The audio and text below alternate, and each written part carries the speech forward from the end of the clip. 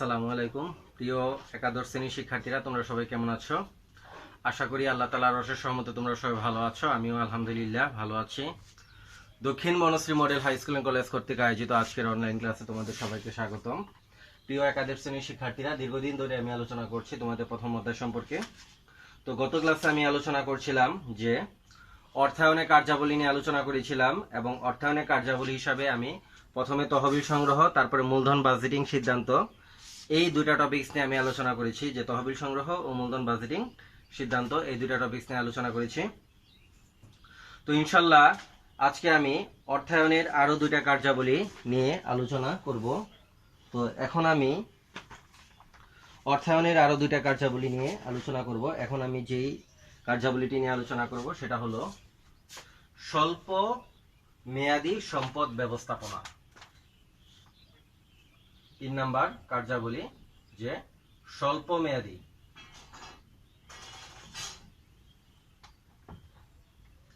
সম্পদ ব্যবস্থাপনা।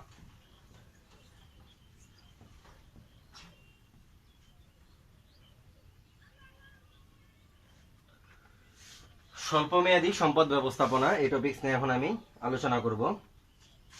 তো প্রথমে তোমাদের জানতে হবে যে স্বল্পমেয়াদী সম্পদ ব্যবস্থাপনা কি। স্বল্পমেয়াদী সম্পদ ব্যবস্থাপনা বলতে একটা প্রতিষ্ঠানের নগদ অর্থ, মজুত পণ্য, প্রাপ্য বিল ইত্যাদির ব্যবস্থাপনাকে বোঝায়। তাহলে আমরা স্বল্পমেয়াদী ব্যবস্থাপনা বলতে বুঝি যে নগদ অর্থ ব্যবস্থাপনা, মজুত পণ্য ব্যবস্থাপনা এবং প্রাপ্য বিল ব্যবস্থাপনা ইত্যাদি হচ্ছে স্বল্পমেয়াদী ব্যবস্থাপনা বোঝায়। তো তারপর তোমাদের যে টপিকসটা জানতে হবে সেটা হলো চলতি বিনিয়োগ। চলতি বিনিয়োগ মানে কি পরিমাণ কাঁচামাল ক্রয় করা প্রতিষ্ঠানের জন্য, কি পরিমাণ কাঁচামাল ক্রয় প্রতিষ্ঠানের জন্য উপযোগী এবং সে অর্থ কোথা থেকে সংগ্রহ করা যাবে, এই সংক্রান্ত সিদ্ধান্ত হচ্ছে চলতি বিনিয়োগ। তাহলে এখন আমরা যে টপিকসটা জানলাম সেটা হচ্ছে চলতি বিনিয়োগ। চলতি বিনিয়োগ এই টপিকসটা সম্পর্কে এখন আমরা জানলাম যে চলতি বিনিয়োগ কি। তাহলে আমি আবারও বলছি, চলতি বিনিয়োগ হলো কি পরিমাণ কাঁচামাল ক্রয় প্রতিষ্ঠানের জন্য উপযোগী এবং সে অর্থ কোথা থেকে সংগ্রহ করা হবে সেইটা সংক্রান্ত সিদ্ধান্ত গ্রহণকে বলা হয় চলতি বিনিয়োগ সিদ্ধান্ত। তারপর আরেকটা জিনিস হচ্ছে দৈনন্দিন প্রয়োজন নির্বাহের জন্য কি পরিমাণ নগদ অর্থ রাখা উচিত, সেটাও স্বল্পমেয়াদী সম্পদ ব্যবস্থাপনার একটা গুরুত্বপূর্ণ সিদ্ধান্ত হিসেবে বিবেচিত হয়। তো ব্যবসার দৈনন্দিন কার্যক্রম পরিচালনার জন্য প্রয়োজনীয় মূলধনকে বলা হয় স্বল্পমেয়াদী বা চলতি মূলধন।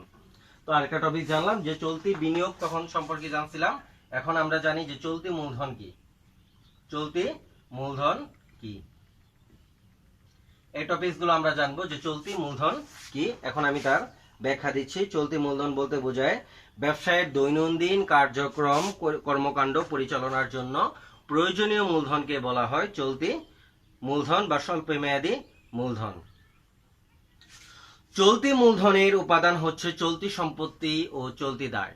তো চলতি মূলধনের উপাদান হচ্ছে চলতি সম্পত্তি ও চলতি দায়, যার মেয়াদ 1 বছর বা তার কম। যার মেয়াদ 1 বছর বা তার কম। চলতি সম্পত্তি বলতে বোঝায়, তাহলে এখন আমি জানি যে চলতি সম্পদ বলতে কি বোঝায়। চলতি সম্পদ বলতে বোঝায় নগদ তহবিল, মজুত পণ্য, প্রাপ্য বিল, বিবিধ দেনাদার ইত্যাদি হচ্ছে চলতি সম্পদ।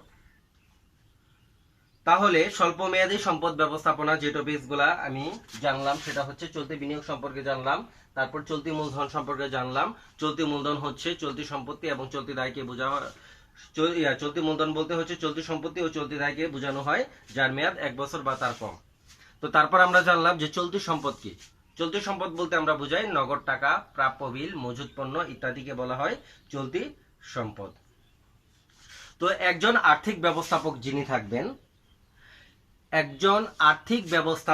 যিনি থাকবেন তাকে এমনভাবে চলতি সম্পত্তিতে বিনিয়োগ করতে হবে যেন তারল্য সংকটে না পড়ে, যাতে কারবার তারল্য সংকটে না পড়ে। আর্থিক ব্যবস্থাপককে অবশ্যই এমনভাবে চলতি সম্পত্তিতে বিনিয়োগ করতে হবে। চলতি সম্পত্তিতে বিনিয়োগ প্রতিষ্ঠানের মুনাফালভ্যতা বা প্রফিটেবিলিটি বা তারল্যকে প্রভাবিত করে। চলতি সম্পত্তিতে বিনিয়োগ এটা একটা প্রতিষ্ঠানের তারল্য, একটা প্রতিষ্ঠানের মুনাফালভ্যতা এবং তারল্যকে প্রভাবিত করে। কেমন ভাবে প্রভাবিত করে? যদি পর্যাপ্ত পরিমাণ অর্থ চলতি সম্পত্তিতে বিনিয়োগ করা না হয়, যদি পর্যাপ্ত পরিমাণ অর্থ চলতি সম্পত্তিতে বিনিয়োগ করা না হয়, তবে পাওনাদারের পাওনা পরিশোধ করতে প্রতিষ্ঠানটি ব্যর্থ হবে, এতে প্রতিষ্ঠানটি দেউলিয়া হতে পারে। আবার চলতি সম্পত্তিতে যদি অধিক পরিমাণ বিনিয়োগ করে বা মূলধন যদি অব্যবহৃত অবস্থায় পড়ে থাকে, তাহলে প্রতিষ্ঠান বা ফার্ম মুনাফা অর্জনের সুযোগ থেকে বঞ্চিত হবে। তাহলে চলতি সম্পত্তিতে এমনভাবে বিনিয়োগ করতে হবে যেন তারল্য এবং মুনাফার মধ্যে একটা সমন্বয় সাধন থাকে। এভাবে চলতি সম্পত্তিতে বিনিয়োগ করতে হবে। তাহলে চলতি সম্পত্তিতে বিনিয়োগ করার জন্য যেটা প্রয়োজন সেটা হলো এমনভাবে বিনিয়োগ করতে হবে যেন তারল্য ও মুনাফার মধ্যে একটা সমন্বয় সাধন থাকে। তাহলে স্বল্পমেয়াদী সম্পদ ব্যবস্থাপনা অর্থাৎ কারেন্ট অ্যাসেট ম্যানেজমেন্ট এর গুরুত্বপূর্ণ বিষয়গুলা কি যদি আমি এক কথায় আলোচনা করি, তাহলে আমরা বলবো চলতি ব্যয় নির্বাহের জন্য কি পরিমাণ নগদ অর্থ রাখা উচিত, এটা হচ্ছে গুরুত্বপূর্ণ বিষয়। তারপর 2 নম্বর গুরুত্বপূর্ণ বিষয় হচ্ছে উৎপাদন ও বিক্রয় প্রক্রিয়া চালু করার জন্য কি পরিমাণ মজুত পণ্য সংরক্ষণ করা উচিত, এবং গ নাম্বার হচ্ছে কাঙ্ক্ষিত বিক্রয়ের মাত্রায় পৌঁছানোর জন্য কি পরিমাণ পণ্য বাকিতে বিক্রয় করা উচিত এবং কিভাবে আদায় হবে তা নির্ধারণ সংক্রান্ত আলোচনায় করা হয় চলতি স্বল্পমেয়াদী সম্পদ ব্যবস্থাপনাতে। স্বল্পমেয়াদী সম্পদ ব্যবস্থাপনা বা কারেন্ট অ্যাসেট ম্যানেজমেন্টে এই টপিকসগুলো আলোচনা করা হয়।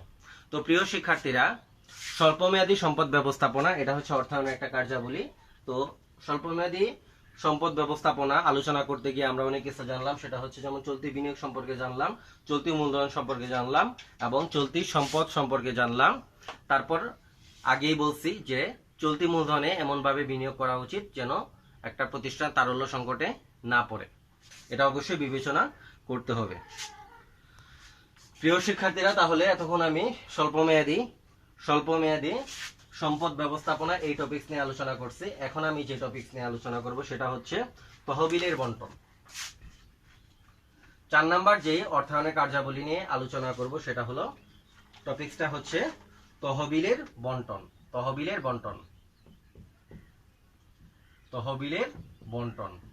এই টপিকস নিয়ে আমি এখন আলোচনা শুরু করছি। তহবিলের বন্টন। তহবিল বন্টন বলতে কি বোঝায় এটা প্রথমে জানতে হবে। তো তহবিল বন্টন বলতে বোঝায় অর্জিত মুনাফা হতে শেয়ার মালিকদের লভ্যাংশ, ঋণদাতাদের সুদ ও সরকারের কর প্রদান করাকে বোঝায়। তাহলে তহবিল বন্টন আমরা কি বুঝি? তহবিল বন্টন বলতে আমরা বুঝি শেয়ার মালিকদের লভ্যাংশ, ঋণদাতাদের সুদ ও সরকারের কর প্রদানকে বোঝায়। তহবিল বন্টনের ক্ষেত্রে শেয়ার মালিকদের সন্তুষ্টি, কোম্পানির ভবিষ্যৎ বিনিয়োগ সুযোগ ইত্যাদি অবশ্যই একজন আর্থিক ব্যবস্থাপকের বিবেচনা করতে হবে। তাই তহবিল বিনিয়োগের মাধ্যমে অর্জিত মুনাফা কিভাবে বন্টন করা হবে তা অর্থায়নের একটা গুরুত্বপূর্ণ কাজ। মানে কোম্পানি যে পরিমাণ মুনাফা অর্জন করেছে তা কিভাবে বন্টন করবে, এটা অর্থায়নের একটা গুরুত্বপূর্ণ কাজ। তো প্রথমে তোমাদের জানতে হবে যে লভ্যাংশ কি। লভ্যাংশ হচ্ছে মুনাফার যে অংশ শেয়ার হোল্ডারদের বা মালিকদের মধ্যে বন্টন করা হয় তাকে বলা হয় লভ্যাংশ।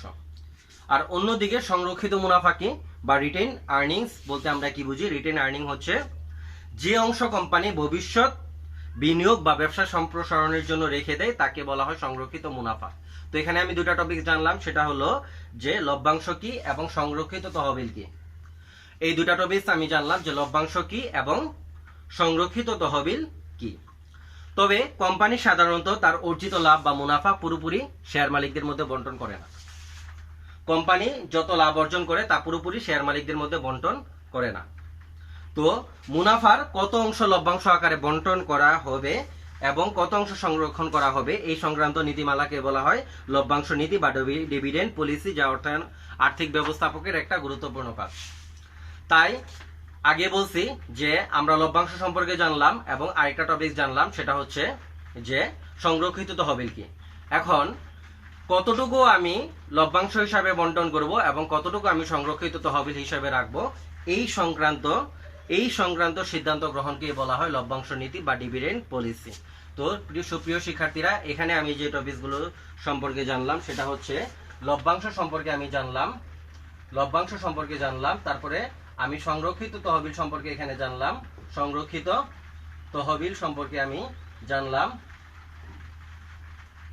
তারপরে আরেকটা টপিক সম্পর্কে জানলাম, সেটা হচ্ছে লভ্যাংশ নীতি। লভ্যাংশ নীতি, এই তিনটা টপিক সম্পর্কে আমি এখানে জানলাম। তহবিল বন্টন এই টপিকসে আমি এই তিনটা টপিক সম্পর্কে জানলাম, লভ্যাংশ সম্পর্কে, সংরক্ষিত তহবিল সম্পর্কে এবং লভ্যাংশ নীতি সম্পর্কে আমরা জানলাম। এখন আমি উদাহরণের মাধ্যমে যদি তোমাদের বুঝাই, তাহলে এটা হলো, মনে করো কোনো একটা সালে 2010 সালে একটা কোম্পানির মুনাফা ছিল হচ্ছে 10 কোটি টাকা। কোম্পানির মুনাফা ছিল কত কোটি টাকা? কোম্পানির মুনাফা ছিল তোমার 10 কোটি টাকা। এখন কোম্পানি সিদ্ধান্ত নিল এই 10 কোটি টাকার 60%, এই 10 কোটি টাকার 60% অর্থাৎ 10 কোটি টাকার 60% অর্থাৎ 6 কোটি টাকা লভ্যাংশ হিসাবে শেয়ার মালিকদের মধ্যে বন্টন করবে। এই 10 কোটি টাকার 60% অর্থাৎ 6 কোটি টাকা শেয়ার মালিকদের লভ্যাংশ হিসাবে বন্টন করবে। অন্যদিকে 10 কোটি টাকার 40% সংরক্ষিত তহবিল হিসাবে রেখে দিবে, অর্থাৎ 4 কোটি টাকা সংরক্ষিত তহবিল হিসাবে রাখা হবে। ভবিষ্যৎ প্রকল্পে বিনিয়োগ করার জন্য সংরক্ষিত তহবিল হিসাবে রাখা হবে।